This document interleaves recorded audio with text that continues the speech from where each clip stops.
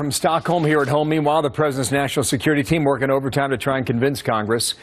Classified briefings now underway yet again today on the Hill. Chief White House correspondent Ed Henry joins me now from the North Lawn. Ed, good morning to you. I want to pick up with this whole red line comment because you know it'll be the lead on every newscast later tonight.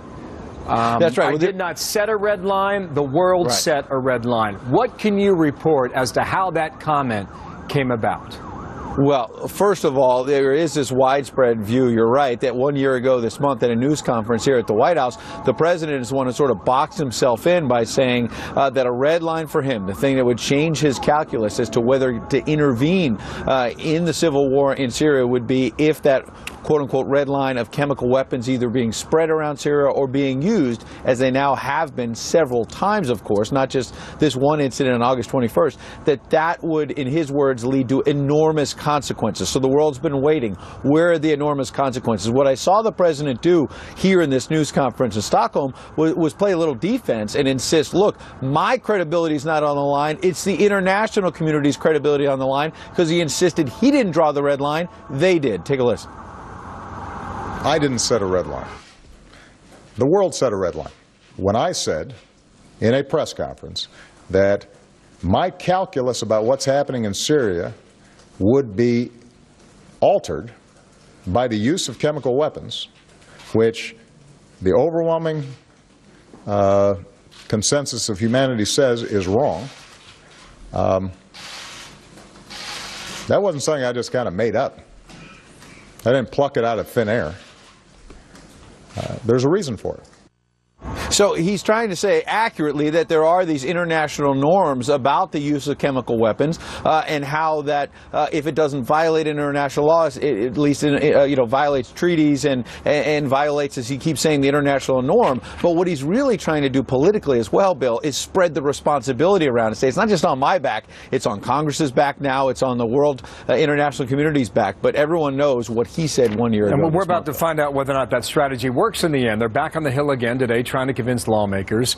John McCain came out and said the draft on behalf of the Senate doesn't go far enough for his taste when it comes to harming Assad and his regime.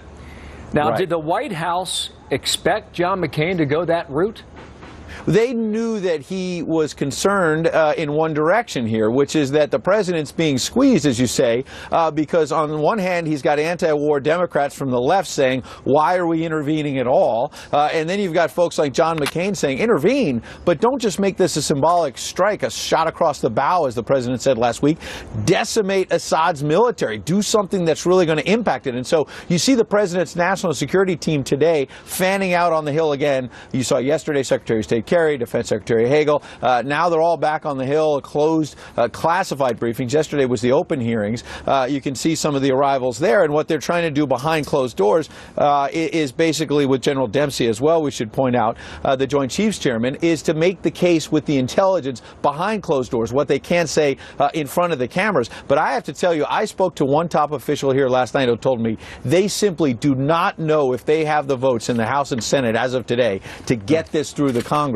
That gives you an idea of the predicament the president's in, number one. And number two, at this news conference, the president again left the door open that if Congress votes no, he might still act unilaterally. That's going to open up a whole more round of questions. One more quick one, too, on this red line matter here. Do you have any knowledge as to where that comment came from?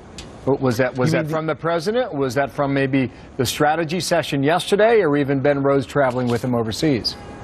Well, it's coming from the president because he has hinted at this in PBS interview a few days ago and others. But yes, there was a strategy session here at the White House that I reported on late yesterday.